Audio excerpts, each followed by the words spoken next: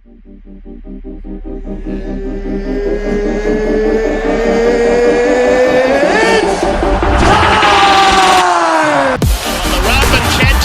plays on, plays to the whistle, kicks away for Valentine.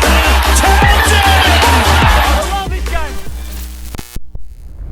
What's going on, everyone? Welcome back to another episode of the Chad Townsend Show. And as always, today's episode is brought to you by playersgolfclub.com.au. Head over to the website, check out your merchandise, polo shirts, t-shirts, hats, accessories, plus your membership.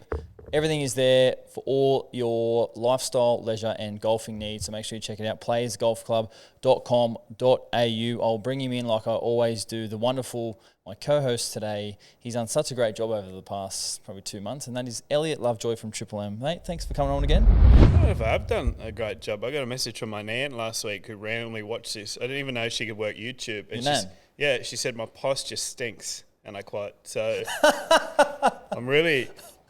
I'm very self-aware today.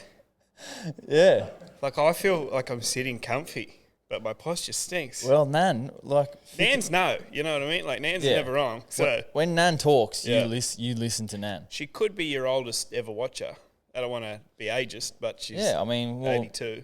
the analytics and the demographics Yeah. says, I think, 18 to 35 is... She's bringing the average. She's bringing the average up, Yeah.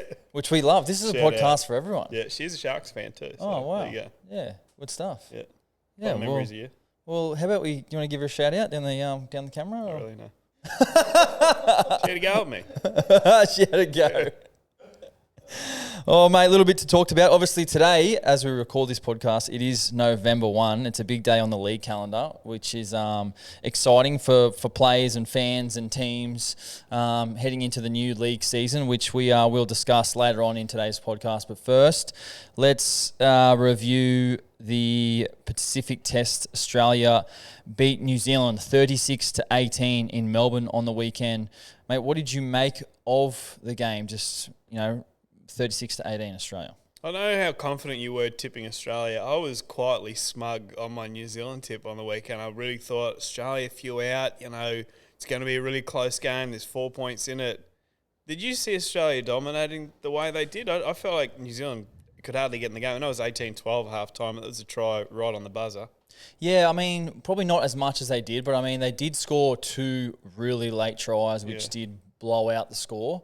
From the majority of the game, I think it was up until maybe the 72nd or 70, sometime in the 70th minute, where it was just over 2 scores. I think it might have been 14 points or 16 points where New Zealand were into it. But those late tries obviously ballooned out the scoreline. But yeah, I probably thought it would have been a little bit closer, to be honest. And in saying that, we spoke about the strength of the Kiwis team on paper, plus the Aussies, resting 2 of the world's best front rowers. So to answer your question, I probably didn't see it going the way that it did.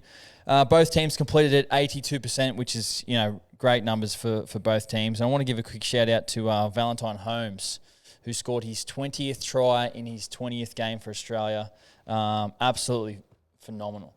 Can you think of a better finisher or someone, who's got a strike rate as good as that? You look at some of the greats that have played for Australia. Inglis, Slater.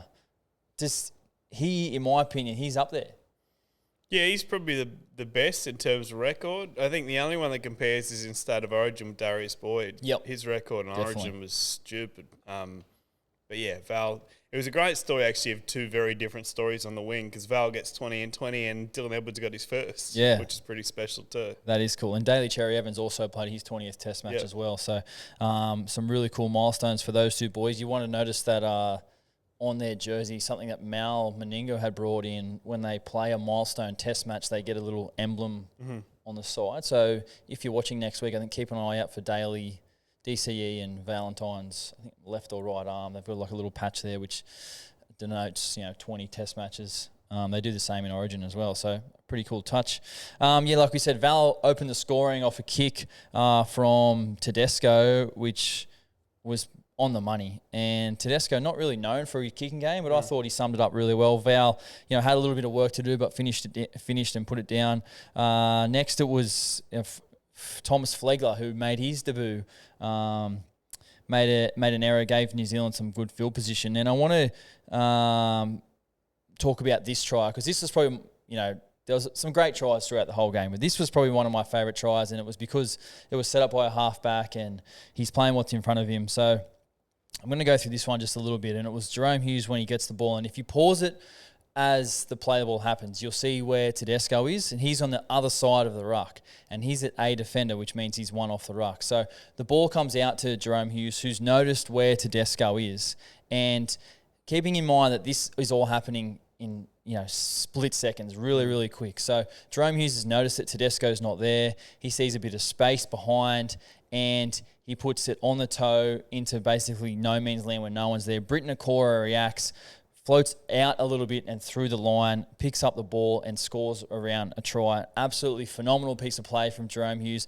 Heads up, not planned, eyes up footy, recognises where the fullback is. So it's a great lesson for our, your halves and things like that to play what's in front. So shout out to Jerome Hughes, mate. Did you have anything you wanted to add on that piece of play?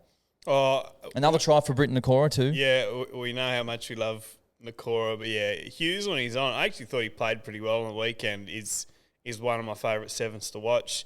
I actually thought Dylan Brown had a relatively quiet night, and I felt like Jerome had to do a lot. Again, you'd know more watching that, but I felt like Dylan couldn't really get into the game, despite I think he still had 7 runs to 70-odd metres, but you didn't really see him, or I felt like you didn't see him out there, especially in good ball. Yep, I probably agree with you. I think it's probably one of the more quieter games for Dylan Brown, and he's such a great runner of the footy. He got a sharp left foot, but never really got those opportunities. And I think that's probably a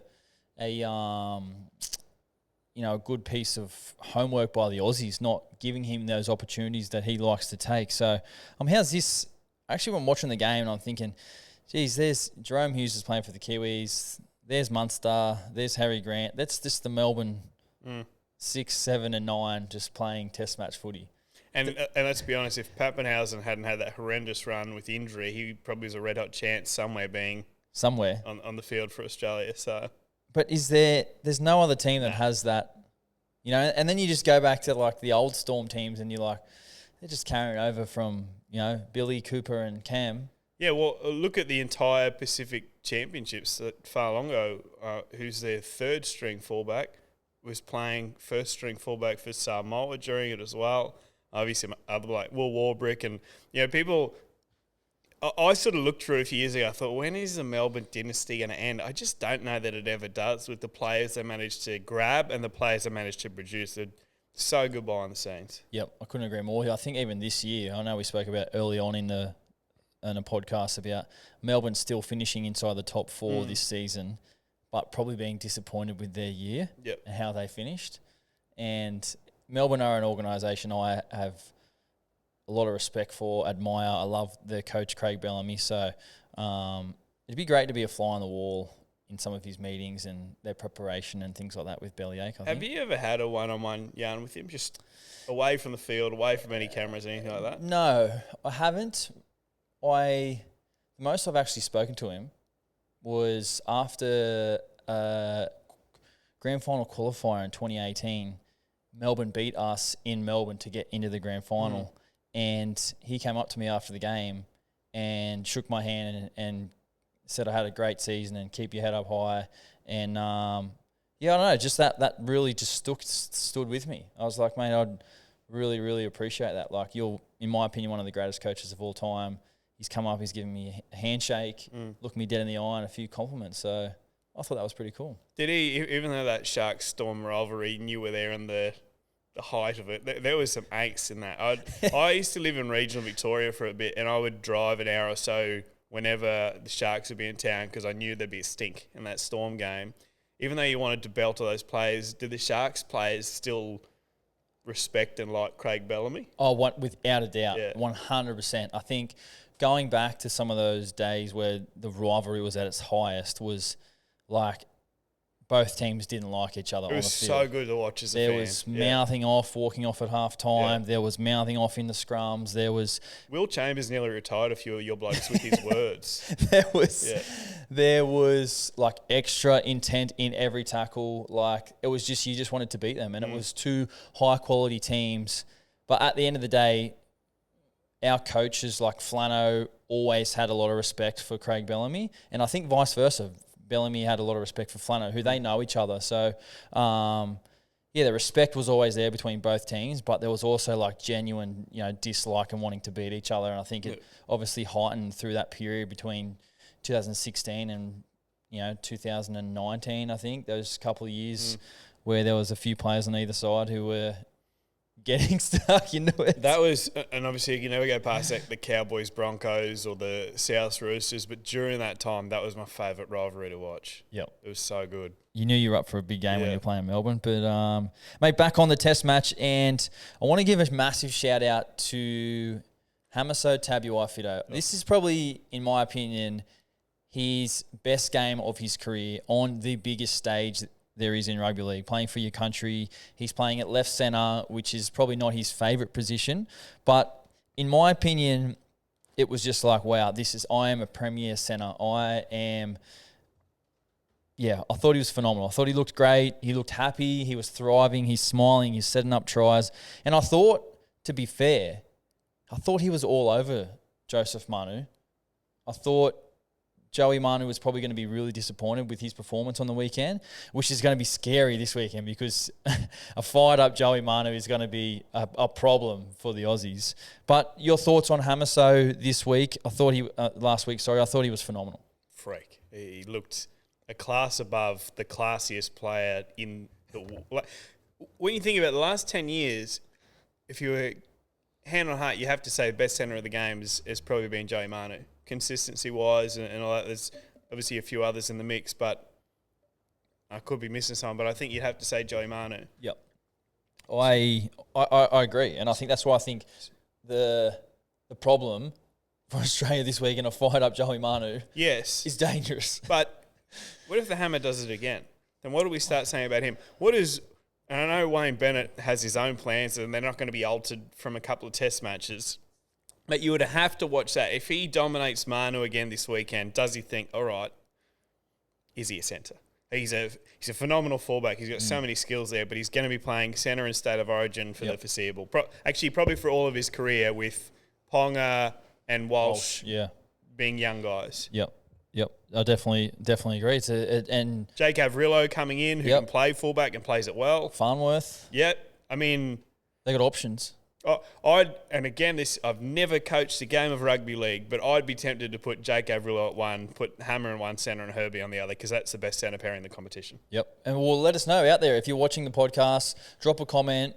What is the Dolphins' centre pairing and fullback? Does Hammer go to centre? How do they fit these three guys in? Obviously, it's great for them to have these type of options and talk with guys. And Farnworth, I'm pretty sure, had some ambitions to play fullback as well. But I just look at it like Jake has been playing. I actually think you've played against him. I think Jake Avrillo is a really good fullback. I think he was stuck in a pretty stinky system for a while. This will be a breakout year for him. I'd be very surprised if it isn't. And to have an opportunity there with maybe a little bit more go forward than what he had down south. And again, the Hammer on one side and Herbie on the other. Yeah. That's ridiculous. It's going to be a problem. And Jermaine Asako. Yeah. Best winger of the game probably last year. Yep. I think he's definitely up there. He's had a phenomenal season, hasn't he? Hammer's footwork on the in and away when it was last tackle and the ball came left instead of going right, and you could tell it was a mistake. It should have gone the other way because percentages say you go to the half to kick. So I'm not sure who. It might have been Munster playing the ball, and Cherry Evans was on the right side of the ruck. So I'm not even Carrigan might have been dummy half or whoever was a dummy half. Instead of passing to Cherry Evans to put the kick up, it's gone the other way, and everyone's thinking, what's going on here? It's gone to I think it went to a middle forward, to an edge back rower, to Hammer. And what these guys did was great because they got the ball, they just ran straight, and they just tipped it on, passed it on. So it allowed Hammer to get a one-on-one, got the one-on-one with Joey Manu, and I don't think I've seen a quicker in and away to set up a winger in the game. The speed of Hammer off the mark, And that's the one you spoke about before about Dylan Edwards, scoring his first try, which is a big milestone for him. The other one was Hammer's other try assist was the one for Lindsay Collins, who just came onto the field. Now, wasn't this a good moment throughout the Test match? The ball came up, and pretty sure. Not sure how it ended I can't remember how it ended. It was hot potato. It was hot potato. Yeah. Anyway, it gets back into Hammer's hands, and he puts on a left foot, stands up Joey Manu in between defenders, then reaches over the top, dunks it, drops it into Lindsay Collins' lap. He comes in, scores. Did you hear the comment from Cooper Cronk, which I wanted to highlight as well, because I thought it is a great lesson for youngsters and anyone watching the game. If you do this, it'll help your rugby league.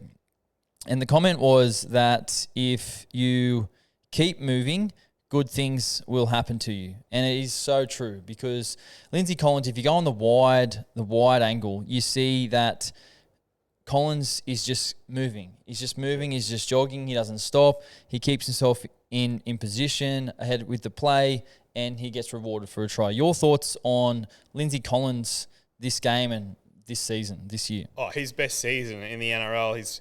He was the best player for Queensland with him and Ruben Cotter, I thought, for the entire series as well. I don't know if there's a more likeable front rower in the game besides maybe your mate Jordan McLean at the Cowboys. He's such a funny bugger. I don't know if you've ever had the chance to watch his presses. He's great. Obviously, he's got about 3 teeth in his mouth, which make him even better. I've seen a couple of times on TikTok too. His missus rips the shit out of him. He's very quick to bite. He seems like a very funny man and so likeable as well. It is a shame he's a Queenslander. But yeah, he's a terrific footballer. Yeah, him keeping moving is for a front rower is unbelievable. And whether that's being coached into him by Trent Robinson, which I've got no doubt it has been, or it's something that he just keeps telling himself to keep moving his legs over, it's a great trait for players to have, especially front rowers. So if you want to be in the game at all times, keep the legs moving, keep going, keep pushing up the field, keep trying to be on the ball, in line with the ball, and good things will happen to you. It's a great play by Lindsay Collins, who, again, that try he scored in Origin, competing and just keep moving again. So it's instilled in his game. Did you see the Adam G signs on the weekend? I did. Yes, there was multiple thousands of them in the stands for probably the best referee in the game at the moment. I didn't notice him on Saturday night, which they always say is a good thing about referees. That is a good thing. Yeah, I thought he was good. I like him. I like the Tom Dearden's long lost identical twin, Todd Smith. Todd Smith. Yep. Who's your favourite? I don't have a favourite actually. I might leave my comments there on referees. Yeah. But yeah, I thought Adam G. Yeah. I mean, he's trending up at the moment. You think, is he the number one referee at the moment? I think he is now, and I'm not bagging any of them for sure, but I know Ashley Kine had a probably one call in particular in a Melbourne game in the final that probably hurt him. So yeah, Adam was great. It's funny. I reckon all league fans have a favourite ref where, for whatever reason, the team might have a winning record. We know all referees are straight down the line, but it's just the way it works out. I remember growing up a Newcastle fan, Henry Perinara? Yes, Henry Perinara. We couldn't win a game when he was in charge. and it made me not like him as a bloke. He's probably the best bloke in the world, but I just, for whatever reason, every time Henry was lined up with, oh, God, we're getting drubbed by 50 here. Growing up, obviously watched a lot of footy, and I just remember the days of like Bill Harrigan. The best. And, Steve Clark, these type of guys. I remember like watching Bill Harrigan, and I was like, man, Bill Harrigan, like he used to look up to like, watching the referees. And I remember when I was a kid, it was like under 12s, like Sydney East or something like that. And we made some final, and Steve Clark, the NRL referee, would ref the game. And I was like telling everyone, NRL referee refed our game. And I was like, no one really cares. It is special. And Bill Harrigan he was the man, right? Like everyone remembers that Gordy moment. Yeah, I know. Too. That's a big moment. I remember asking Gordy about that. I said, what exactly did you say? And I think he's done it on a few platforms as well. He said, I caught him at cheating. Another word I won't repeat. And he said, the moment he sent me off, I just saw red. And then when I was running off the field, I was like, yeah, I probably deserve that. Yeah, that's one that's a big moment in time. Those two. I remember that. And you never forget they're on the near side of the field in the in-goal line, and Yeah, it felt like, those time stop still moments, especially in Yep. Origin. He's involved in the Brett Hodgson one too. Yeah, but the Harrigan Tallis one was that. Yep, definitely. Mate, the Aussies, I thought what did great on the weekend was their play for play. And I mean that, how I mean that is there was one stage, and it was the instance where Harry Grant set up a try, and they came down the left side with Munster, who played short to Cam Murray on a bit of a drift line. He got a legs tackle, he got up and played the ball really quick, which just didn't allow the New Zealand defensive line to get back on side and then move back up. So then Harry Grant's allowed to get out, to get across, and then he's got these two straight runners coming straight down the middle, and that's where Collins scored another one of his tries. He throws the nice face ball. Collins hits the ball at speed, and I thought that was great. It was a great piece of play, and just that play for play where they can try and isolate, put a big man on a little man, get a quick play the ball, get up, get the hooker out, Harry Grant running over the ad line, and then passes and executes. I thought that was a really, really great piece of play by the Aussies, and great to see the Aussie spine combine. Mate, the game was quite close up until about the 75th, 76th minute. It was 26-18, and we spoke at the top of the podcast about, it blowing out late in the game. But at 26-18, I still thought the Kiwis had, while they probably weren't playing their best, I thought they still had their chances to get into the game. Mm-hmm. Is there anything on the top of your mind now that you think the Kiwis need to improve on to sort of beat Australia? Well, I watched an interview where their middles said they were incredibly disappointed. Their middles on paper probably equally as good as the Australian ones. I'm talking about the starting front rowers in particular, and they said they felt like they didn't win that battle. So, but the individual stuff that you spoke about too, like Joey Manu on the hammer, it's hard to imagine Joey losing a battle like that again this weekend. Yep. It's hard to imagine Dylan Brown. I hate the term going missing because I'm certainly not bagging him, but having another quiet game the way he did. I'm interested to see how they use Kieran Foran. I know we spoke about him last week. I feel like every time he touches the ball, he looks dangerous, the old fox. Yep. I actually really enjoy Kieran Foran playing at hooker. Yep. I think he's tough. He's versatile. He has the ability to fire long passes, got a good passing game. He knows when to get these halves the ball. Because he's a half, he understands how the flow of the game goes and who needs the ball when. And mixing that with his toughness, I think he's been great at hooker for the Kiwis. But to add on to what you just said about the New Zealand, what they need to fix, it's definitely their middle forwards would be disappointed with how they played. There was only two New Zealand forwards who were over 100 metres. That was Fisher Harris, their captain, for 119 metres, and Joseph Tapine for 149 metres. And they were the only two forwards out of the whole team who ran over 100 metres. So they've got no doubt that they'll, like we said, their team on paper is one of the best in the world. They'll probably want to improve that for sure. But also their defence. I mean, they let in 36 points, against the Aussies. I think if they can fix up their defence, be a little bit more resilient in their line, and then their middle forwards lay a platform like they know they can, combine that with Australia bringing back Payne Haas and Liam Martin and also Tino. Oh, yeah, Tino. So, firstly, the Aussies did that without those guys on the weekend, which is incredibly, impressive. So the Kiwi forwards need to probably, improve their game, their carries. But I guess what I'm trying to say is this weekend, pair a fired up New Zealand forward pack and then combine that against this Aussie forward pack. It's going to be for a ripper of a game this weekend. Your thoughts? Yeah, I tipped New Zealand last week. I'll be tipping them again this week with no science behind it. In fact, it looks like they probably have less of a chance to win, but I'm not going to jump off after a week. If they did it again, I probably would. But, yeah, that pack will definitely be better for New Zealand, but I don't think I've seen anyone stop Payne Haas in the last 4 years. So. Payne Haas doesn't get stopped. And just quickly, Dale, did you have a fun fact for the viewers down there about anyone about Payne Haas? Is Dale finally contributing? This season, Dale? There was a few stats. All right, can we get it up? Can you read it out? This is our producer for people who may not know. He's gone MIA for the last 2 weeks. I thought he quit on us. Yeah, I know. Well, he's trying to find his Texan stuff. We sledged him about it being a fake Texans fan and he ran away. Just trying But to find. he's got some very interesting stats on Payne Haas. We'll get to him in a second. He's not prepared though. He's not prepared. And I said to him, I'm sorry. This is the second warning. well, I said to him this week. I said to him before. I said, Dale, I be didn't know ready. what Yeah. stats because you I'm going to wanted. come at you sometime during the Where podcast. are you from, Dale? Where are you from originally? From Brisbane. That's From why you're not Brisbane. ready. All right, that's why you're That's not why ready. you're not ready. All right. I'll be back. I'll be They're back never with ready. stats. Brisbane is the same as Fiji time. They're never ready for anything. But yeah, some notable performers for the Aussies from the weekend were Ruben Cotter, 42 tackles. The man just doesn't disappoint, does he? Freak. Absolute He's freak. riding high. He's married to an absolute glamour. Yep.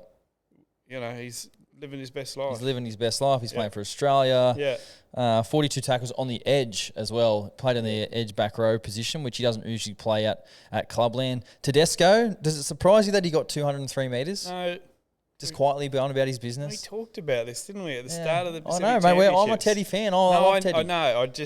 I get so frustrated by the bagging of people that watch highlights on YouTube or watch a few games here and there and haven't actually.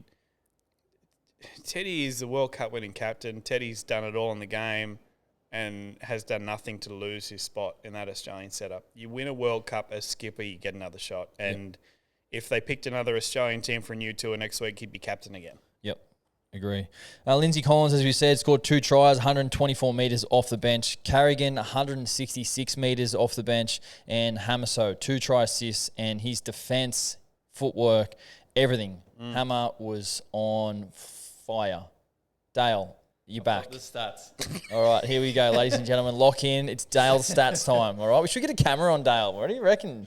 Hey, 100%. maybe next week. So he had a 98.5% tackle efficiency. So this is Payne Haas for everyone. Sorry, 98.5% over the whole season. Whole season. Okay. He only missed 10 tackles. All right. Sheesh. You miss out in a game sometimes. I know. And he had 187.7 average run meters, Wow. which is the number one forward. And then 72.3 average post-contact meters, which is number one. And then 50 offloads. And then only 2 errors. That's a big one, isn't it? Two errors for the whole season. In the whole season.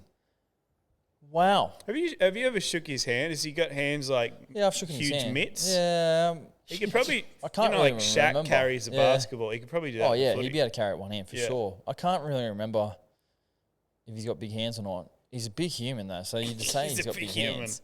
Great fella, though. Oh, Really oh. nice fella. I've heard that too, and Yeah. and there's a lot of media outlets that want to bag him pillar to post. I know he said some horrific things happen with his family, but every report I've heard about him as an individual, I know he had a couple of discrepancies a few years ago. It seems like he's grown up. Let's not forget he's still a young kid, and Yep. everyone says the same as you. Players or media that actually deal with him directly say he's a great bloke. Just quickly, this is the landline, actually, but we've actually just been The Chad Townsend Show HQ. the landline. So if you want to ring the landline, it's actually not. This is the only landline in Australia. The studio has a landline, Yeah. ladies and gentlemen. Does your house at home, does it still have a landline? Does people just do that? Have you? The only Does your one, nan have I one? was going to say, the only person watching this that has a landline is my nan. And even her, she's mainly the mobile phone these days. She's just worked out FaceTime, which is a delight. So Oh my god. Yeah, Payne Haas, a great fella. I haven't had that much to do with Payne, but my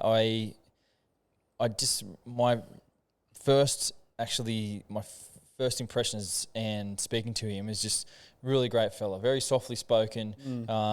Obviously, elite rugby league player, and I'm just really happy to see him having a successful season and forming a successful career. Because in my opinion, he will go down if he continues to do this as one of the best front rowers of all time. when we say one of the best, will he be the best? I know Glenn Lazarus is one we fall back on. Amazing player and human being too. And, I got to grow up watching the likes of Shane Webkeys, all of that too. What Payne does week in, week out. And even this year I thought was the most I'd seen him. They talk about owning Origin, but he looked like regular Payne Haas in Origin, I thought, for the most part. And we're going to get 10 more years of that. Yeah, it's Crazy. It's crazy. So shout out to Payne Haas. And, now the Aussies and Kiwis, they play again this weekend. The game is in Hamilton at 2 o'clock, a day game, I might add. Day football. Let's go. What, we love 2 it. o'clock New Zealand time? I don't know. It just says 2 o'clock, so I say that's Australian time. Yeah, okay. Let's go. We love day games here, or I do. Elliot doesn't. Don't say we. So I nap during the day. We've had this discussion. with nap during the Saturdays are for napping. Oh my god, I can't even dream of a nap during the day at my house. That's because you got 12 children. Oh. So this weekend it's the final, the Pacific Nations final, Australia versus New Zealand for the Aussies. Payne Haas is back in, Tino Fasul Malaawi's back in, and so is where's his name? Liam Martin. Yep. He comes back into the team as well, which pushes Ruben Cotter to the bench. And other than that, the Aussies are unchanged. With the Kiwis, they pretty much name an unchanged lineup. The same team that has played pretty much every game this whole Pacific Test match series. Who do you see winning this game, the final? A fired up New Zealand team or just a supreme Australian team? Give me your thoughts. You'll go through the smarts. I'm going to go with heart. I'm going to say New Zealand aim up at home and win somehow. How? Don't know. More points than Australia. But with Australia having those 3 big names coming in, I said last week, and a lot of people smashed me for this. I got messages from random blokes with fake Instagram handle names. I said on paper last week, I thought the New Zealand forward pack was better than Australia's. And I stand by it last week. This week it's not. So I don't know. I don't know where they beat them man for man on emotion in front of a New Zealand crowd, which you know all about. Up the mighty Kiwis. Yeah, I mean, well, just quickly on that, I obviously announced last week that I was eligible, potentially eligible last week. You get a call from Michael Maguire? Hell no. Oh. But, yeah, I obviously too got a lot of comments, which... Nice one, sir. Some nice, some not so nice, which... Like what? I'd love to do it. Someone said to me... we should do that actually. Yeah, the mean tweets. Mean tweets, maybe next week. It was like, 3 teams, because the photo I put up was Australia, Samoa, and New Zealand. Yeah. And it was like 3 teams, you can't make any of them. That's rough. That is rough. And I was like, mate, I don't care. It's all good, mate. I'd pick you in my Samoa in 17. 1, I'm not eligible to play for Samoa. Just saying. 2, I could have elected to be eligible for New Zealand when I was younger, but I chose not to. Yep. And 3, I understand I'm not going to play for Australia.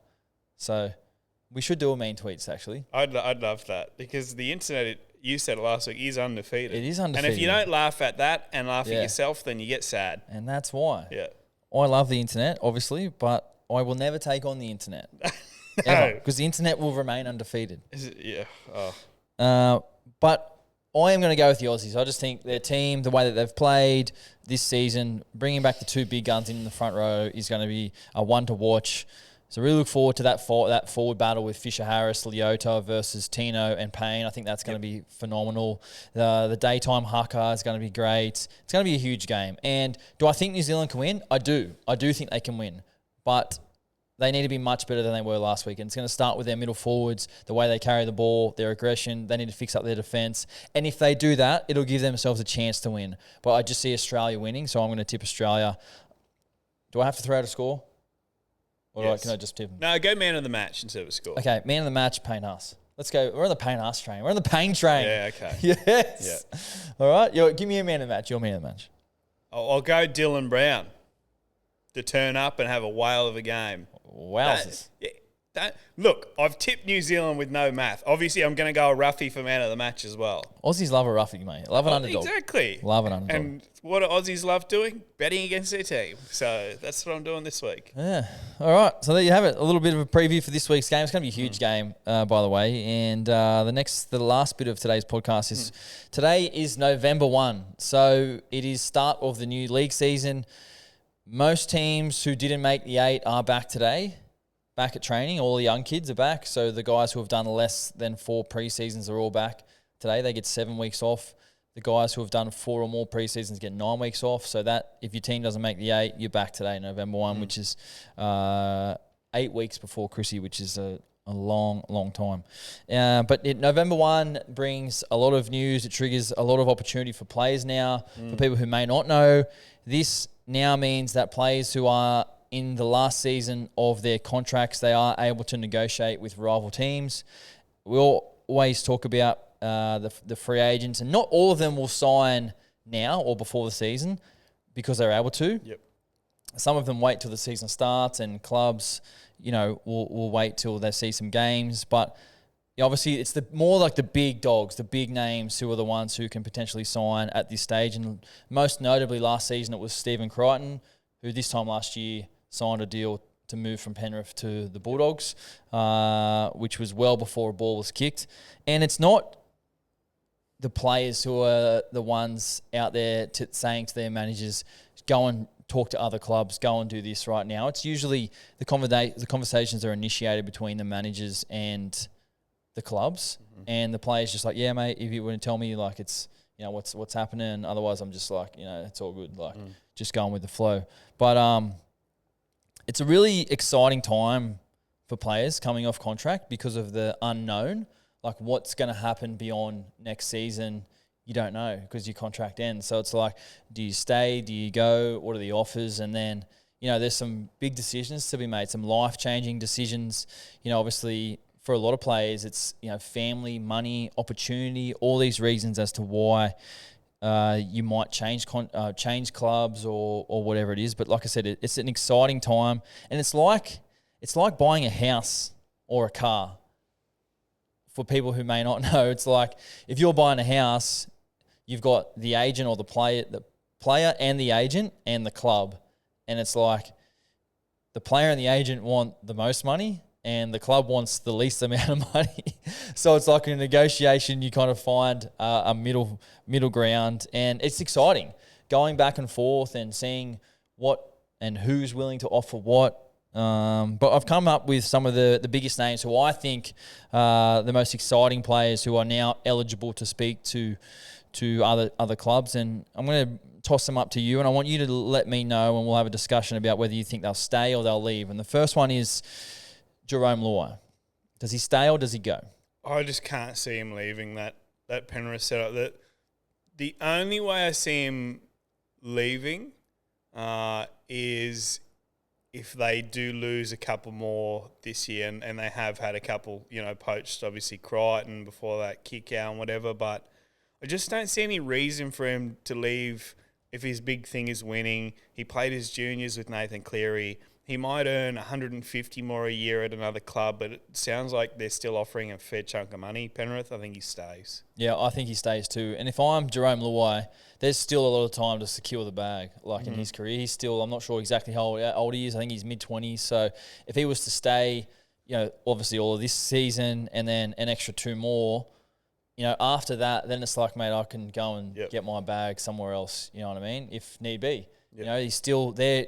Penrith, who knows how long they'll be in the window, probably as long as Nathan Cleary's playing in that side. True. They'll be able to win the comp. So if I'm him, which I'm not, I'm probably staying.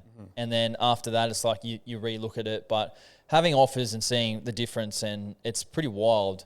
You hear about some players getting offered massive contracts and not taking them and staying. It's like, well, I've just said no to this amount of money, but it's like money's not everything. Yeah, I suppose the other side of the argument is your Stephen Crichton in that, okay, I've achieved everything I wanted to. I've now won, at the time he'd won 2 premierships at Penrith, done it all. I've had the special moments in grand finals. I want the chance of building up a club that is struggling at the moment, and I get the enticement of that too. Yep. But I think Jerome being so close to that community, so close to Nath, I think he stays. Yep. Next one is our man Tommy Dearden, off contract. Yep. Think he stays. Okay. I just throwing it in there. Look, he's going to command. Hope he stays. Here's the thing, I've only ever met Tommy a couple of times, friendly fella. I spoke to someone pretty close to him this week. I sound like a media rat. I'm not. Spoke to someone pretty close to him that said, look, he loves it in North Queensland. I'd be very shocked.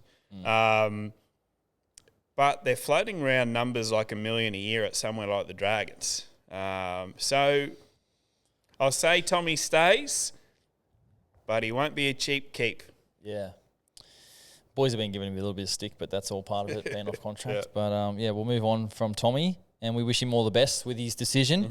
The next one is Ezra Mam. I mean, there's reports saying that he was on 200,000 this year. He's going to earn a significant higher chunk than that. Do you see him staying? I know I'm being boring, but he'll stay. Yep. And it's more than likely most of these players do, but there are a couple spanners which I'll get to. The next one is Joseph Manu. Before you answer this question, I'll answer it first, because if you're a Roosters player and you've had success at the Roosters, and Uncle Nick's there, and Trent Robinson's there, very rarely do these players go. So Joseph Manu is not going anywhere. He's staying for long term. The look on your face says he's leaving. Where's he going? Dragons 2025. Oh, jeez. For fullback. To play fullback? To play somewhere for a lot of money. A lot of money.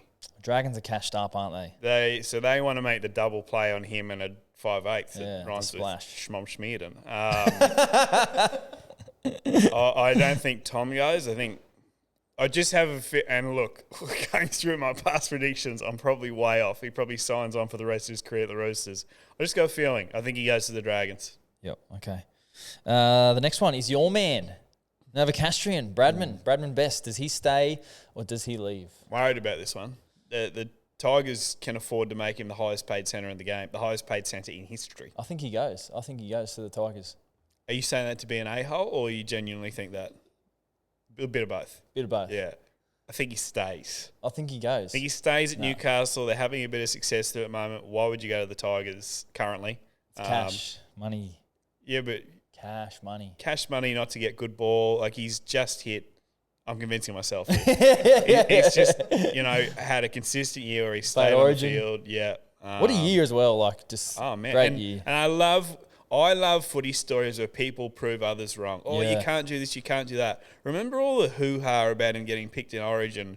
Oh, ridiculous over that player, this player. He's had one good game against the Dogs, which wasn't true. He'd been great all season. Yep. And then to have the debut he had, I hope he gets another shot this year.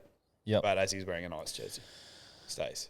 Yeah, I actually think he goes. I think he gets an offer he can't refuse from the Tigers, and I think he goes. And another one to watch. The next two are some of my mates I've played with, actually. They're quite a little bit younger than me, but both exciting players. And the first one is Connor Tracy. Now, Connor, great player, great kid, trains unbelievably hard. I'd have this guy on my team any day of the week. And he's obviously... time in first grade's been limited because of the guys that have been in front of him. He came in when Will Kennedy was out with his injury, absolutely dominated. One man of the match a couple times.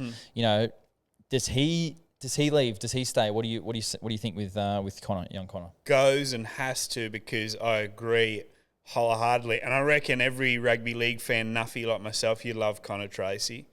He has to play regular first grade footy each week, and not off the bench either. He needs to be starting somewhere. And the great thing about him, he can play fullback in the centres and the wing, wherever you need him. I think he'll end up somewhere like the Dragons. Yep, I think he moves on. And I think, like I said before, some of the reasons why you move clubs are it's money, family, opportunity. Yep. In this case, for me, I think it's just purely opportunity to get game time to play, because he should be playing, like you said, NRL. The next one is, Luke Metcalf. Okay. He's had almost like a breakout season this year with the Warriors. So happy for his nickname, Zippy, Luke Metcalf. Great fella. Play with him at Cronulla.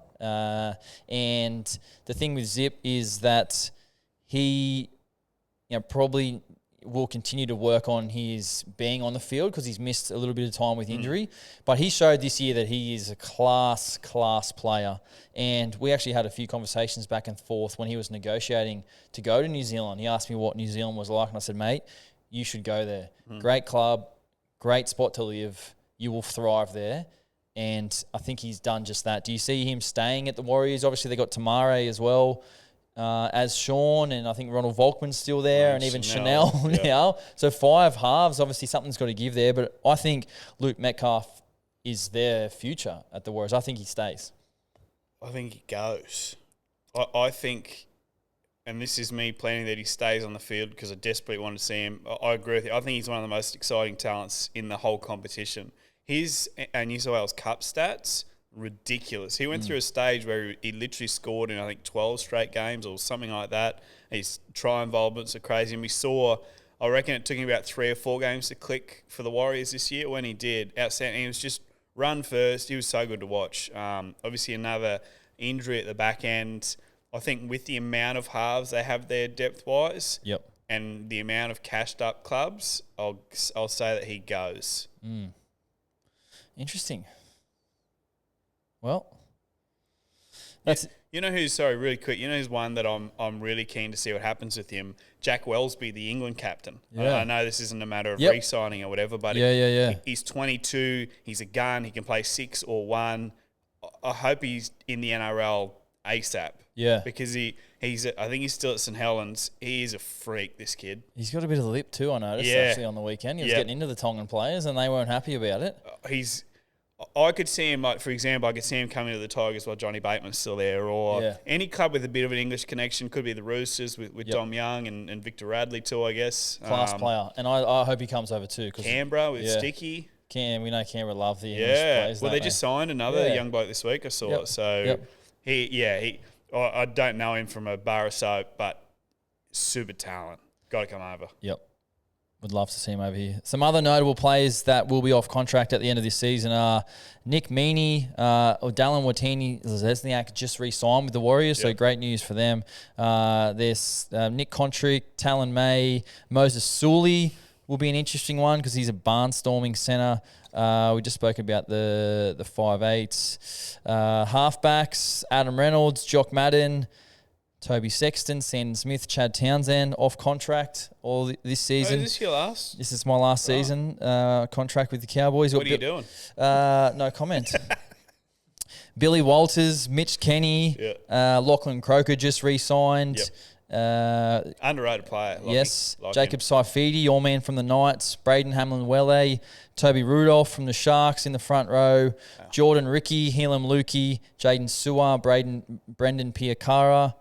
Piakura's one that you definitely look at. Tohu Harris, an interesting one. Jack DeBellin. Jesus. So some big names there, and it's going to be interesting to see how it all plays out. Regardless, mate, we'll wrap it up there. And as always, mate, we appreciate your time here on the podcast. No, great to be here. And a few disruptions today, Dale, but mate, great job from you and great coming in with the Payne Haas information. That was well done. Got there Anything eventually. to add? Nah, that's it. All right, well, that's it, guys. If you enjoyed the episode, make sure you like and subscribe, and we'll see you guys on the next one.